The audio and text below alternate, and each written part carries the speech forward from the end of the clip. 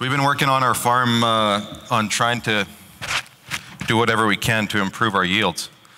So originally when I was asked by Fred to come and speak to you guys, we were going to talk about storage management, and I just said, you know, I'm not quite the right guy to talk to you about storage management, but these are I got another thing that we've been working on in the farm, and be happy to share about that. So going to talk about some trials that we've been doing with seed potatoes, cutting our seed, planting our seed whole, and trying to plant not just the smaller B-size seed whole, but also some larger seed as well.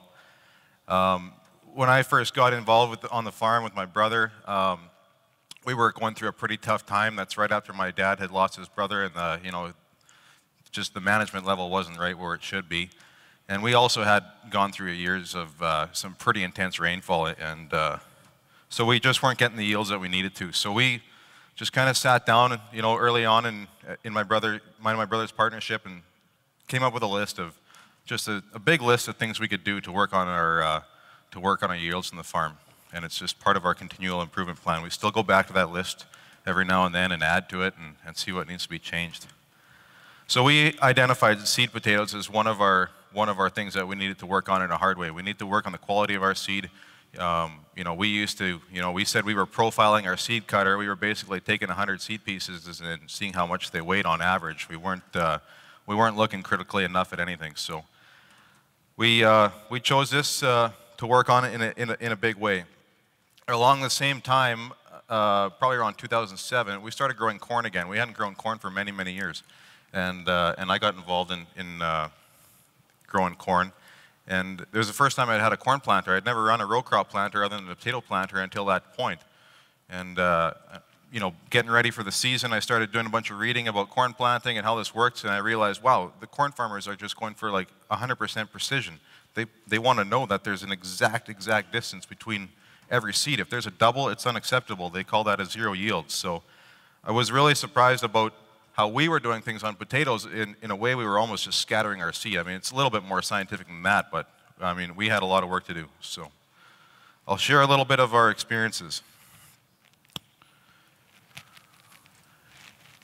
Why did we look to do this? We just really wanted to look for realistic production methods to effectively increase our yields and manage our production risks. Since the time that I got involved in the farm, you know, say over the last 10, 15 years, our production cost has pretty much doubled. Maybe it's because we've been spending too much money or whatever, but obviously the price of our inputs has gone up. The value of our farmland has gone up more than double since in the last 10 years. So it's not as practical as it used to be to expand the farm in acreage. So we just want to continue to look for ways for you know, managing our risk. And we know that our overhead costs are always there. From the time we finish planting, we've already spent a ton of money. The land cost is there. The irrigation cost, although you haven't applied the water, you still have the infrastructure, the drain tile. All these things add up. We wanted to see what we could do to manage risk. So this is a picture of a field that we planted this last summer. So we've been doing this, working on this seed thing for a couple of years. This is a seed lot along this west side here. This is one seed lot, and then the rest of the field is the same seed lot. This is all the same seed source, same variety, and same seed. The only difference is we split the seed out here. So this here is the area of the field that's planted with whole seed. This would be seed that's 40 to 55 millimeters, and this would be seed that's about 55 to 65 millimeters, but it's been cut. So there's a little bit of seed rot in here and just poor planter performance. It's just a drastic difference. And they say if you can see a visual difference like this, you know that there's going to be an impact on the yield. So as we've been working on this journey of improving our seed over the last years, we've put a pretty immense amount of capital into allowing us to do this.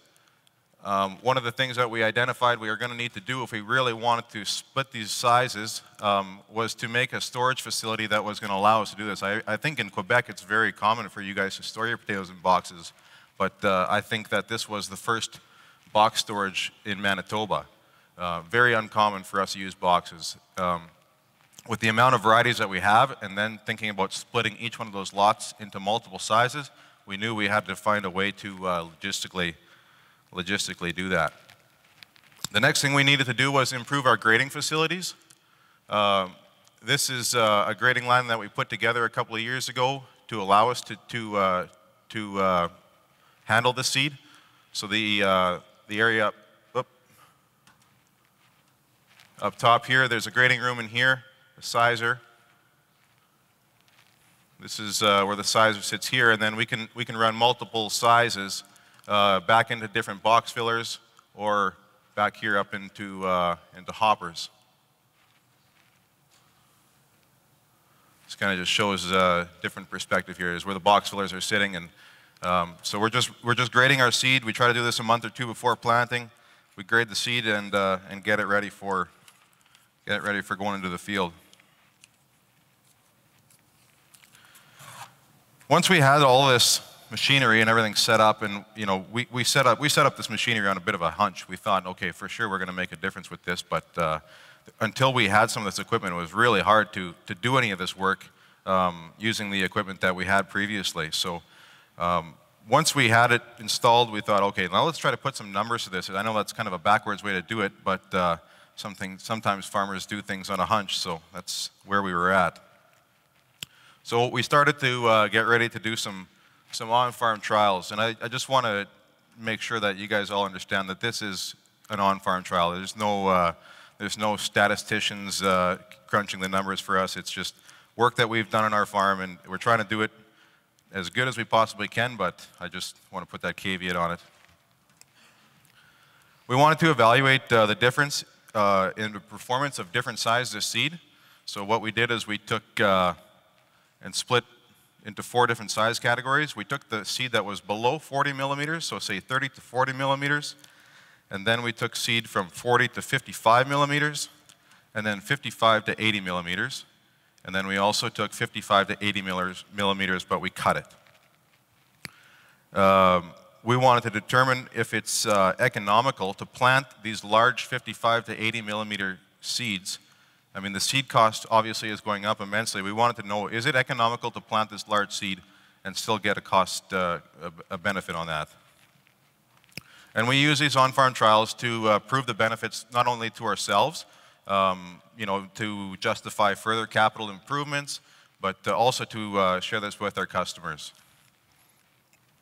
We know there's got good benefits in sharing this information as much as we can. So just the outline of our trial. We worked, the first year we did this with 3 varieties, was Satina, Dakota Pearl, and Norland. And then the different sizes, I've explained that. The only thing that we didn't do was the 30 to 40, or I guess, sorry, it's 30 to 38 millimeter on the Norland. We didn't have any that small. That we had taken those all out already at harvest. Each size is planted by hand in 10-inch spacing, and we did 2 30-foot rows of each size on each variety. And we weighed the seed from each one of these replications to determine the seed cost per acre as well. So the observations that we made on this throughout the year, first of all, we took observations after planting of the emergence. And it was interesting on this trial that we had 100% emergence on everything except for the Satina. We had 3 seed pieces that did not emerge on the cut portion of the Satina. So we have very, very little seed rot, which I think is, it sets the trial up really well, because then you really know in 100% perfect conditions, if you're going to come out with a positive income, you're going to have an even greater income on a year when you've got some seed rot.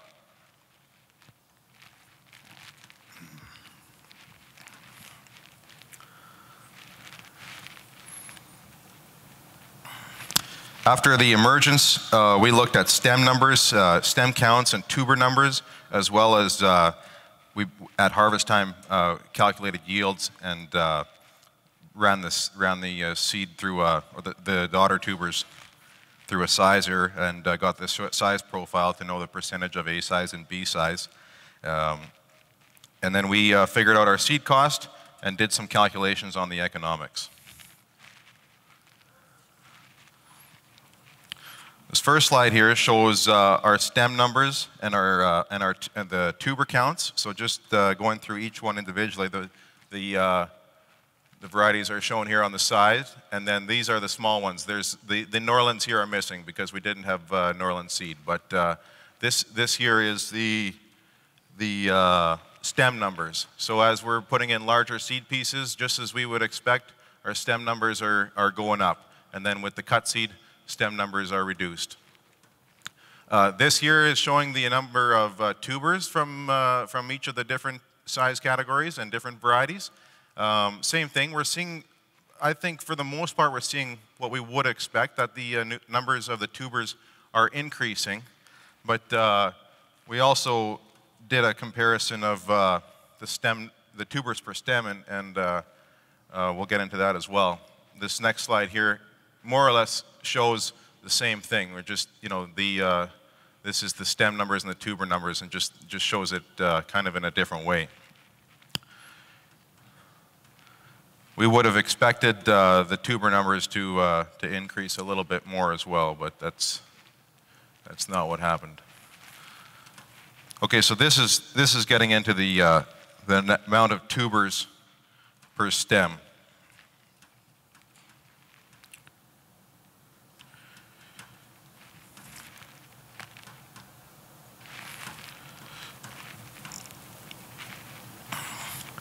And the tubers per stem is reducing as the seed sizes are going up, and I would have expected that there should have been a pretty direct correlation of the amount of tubers per stem, but I think what's happening is you're getting a huge increase of the stem numbers per acre.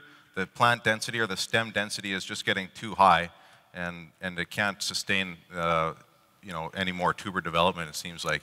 The moisture on this field, it was on an irrigated field, so the moisture is very consistent, and I think any tubers that would have been set, there would have been the nutrients and the moisture to sustain that. And then same thing, just again showing in a little bit of a different format.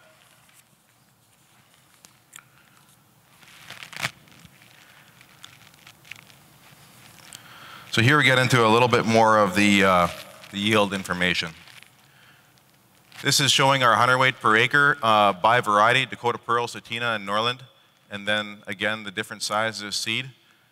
So smallest whole seed, this is what we would normally call our whole seed, the 38 to 55 millimeter. Normally we leave these out. If we have varieties where we can use those small ones for creamers or something like that, we'll size them out and sell them on the fresh market. We just often find that there's just not enough vigor in those ones to really set you up for good success. But still showing not bad returns on those ones as well. The larger whole seed, which is something we normally would not do. The planters are not exactly set up to do this, but there is some good increases on the yield. And then again with our cut seed, we're seeing a yield drop. So even though we had really good 100% emergence on the cut seed, it is still providing, or it's still giving us a yield reduction. And then we've broken down each one by the percentage of A size and B size, as well as some C size and large. There wasn't a whole lot of large in here, but what I found interesting was that the consistency of the A size profile was quite good. There's not a lot of deviation there, and I thought that as the tuber numbers increased with the larger categories or larger sizes of seed, I really thought that the percentage of A size would reduce and B size would go up, but that's not what we saw here. So once we had these all profiled, we started to put some numbers to it, and I've come up with some numbers that I've put on here. I mean, they're not always applicable to current market conditions, but this is a year and a half old now, and just these were numbers I used at that time. So the first thing we put in was seed cost. We used $19.50 a hundredweight for cut seed. And we use $23 a hundredweight for whole seed. So when we're looking at our returns in the next couple slides, we've got a higher price accounted for. We've used more cost for the whole seed than for the cut seed. And we're basically trying to determine, okay, if we're going to actually move forward with this and offer this as an option for our customers, we're going to need to charge a higher price for the whole seed, but we don't know exactly what that price would be. We need to still do more work on that. There's no doubt that it's going to cost more to produce, but I guess part of our reason for including the larger size of whole seed, the 55 to 80, or maybe it's even going to be 55 to 70. The reason we wanted to include that in our trials was to determine if there's an effective way that we can plant those and they're going to give us a return. It really helps to aid in our seed production program, because it's you know, if you got to the point where you didn't want to use those 55 to 70 mil tubers, you could maybe wash them, but we know that our cost of production on seed is a lot greater than it is on table stock, and we want to try to use that seed for what it was intended for.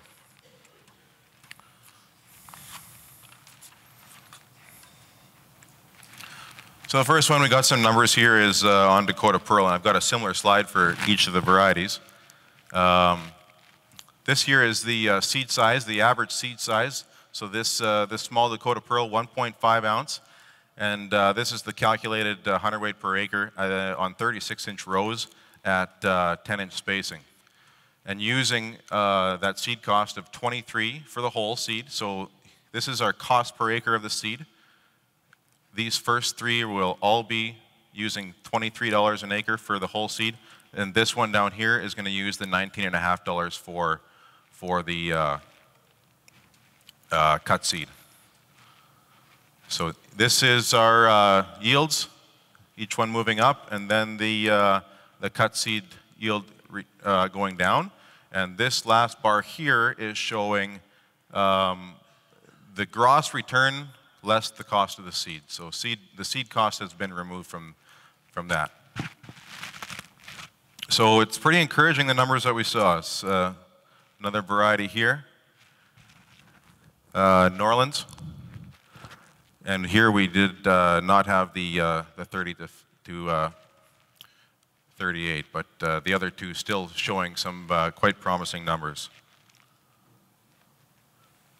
And then here again with the Satina.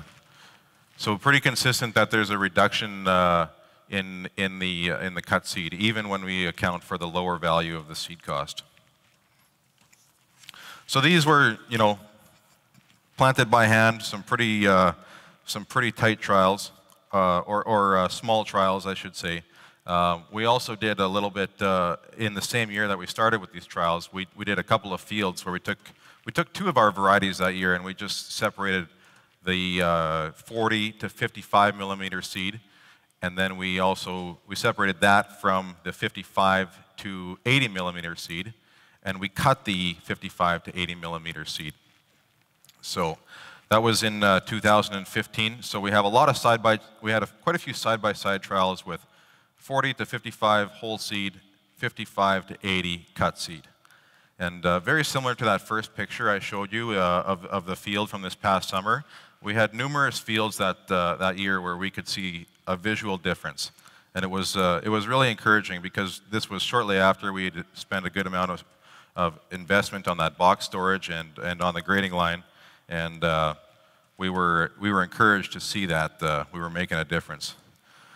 We did have one field that first year where the cut seed had a huge amount of rot, and that was based on a rain event that happened right after planting, and too much of a temperature variance in the seed and the soil.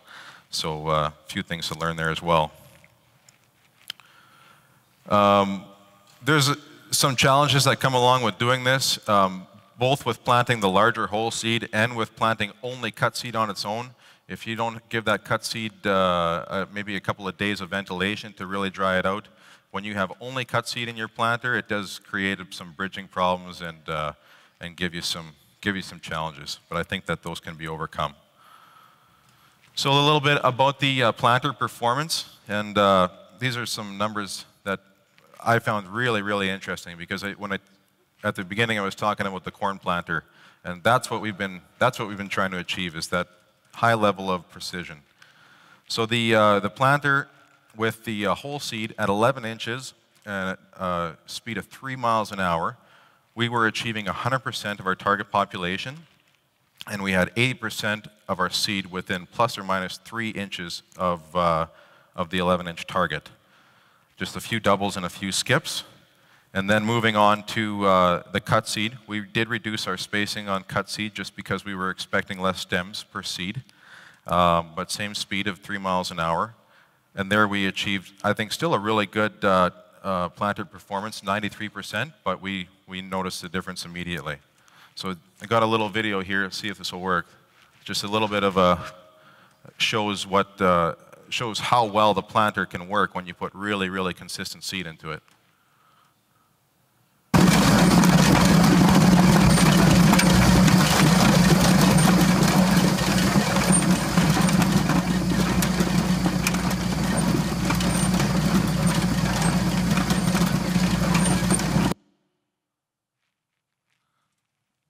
So that's what the level of perfection that we've been going for, and it's really encouraging to see when you put a whole lot of work into things like this, to see that kind of result. So that field that we planted that first year with the difference of the whole seed and the cut seed we did at harvest go in there. We didn't plan to do this as really a side-by-side trial, because we had set up all these small trials, but we thought, well, we got to collect some data from this. We could see that there was a visual difference.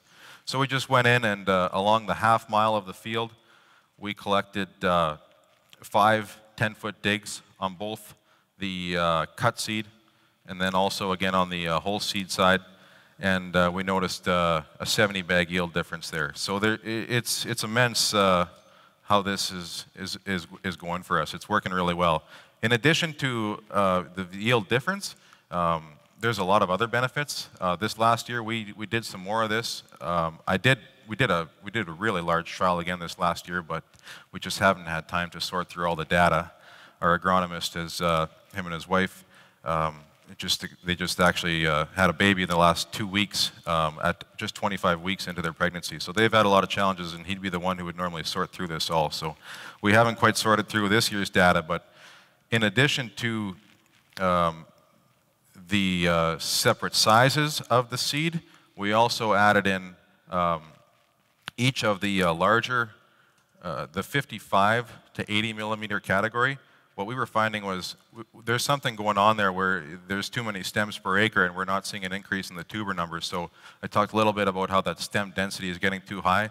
So on that 55 to 80 millimeter seed, we've also added spacing trials to that. So we're planting those at 10, 12, 14, 16, and 18. And we'll try to pull some data out of that to try to find out what's going to be the optimum spacing for that larger seed. So that's kind of the things that we've been working on for this year. There's also going to be obviously varietal differences. Like I said, the in-row spacing, and I think we still probably have just as many questions as answers, but I think we're on the right track and got an opportunity to keep pushing our yields to the next level here. Thanks a lot for allowing me to share with you guys.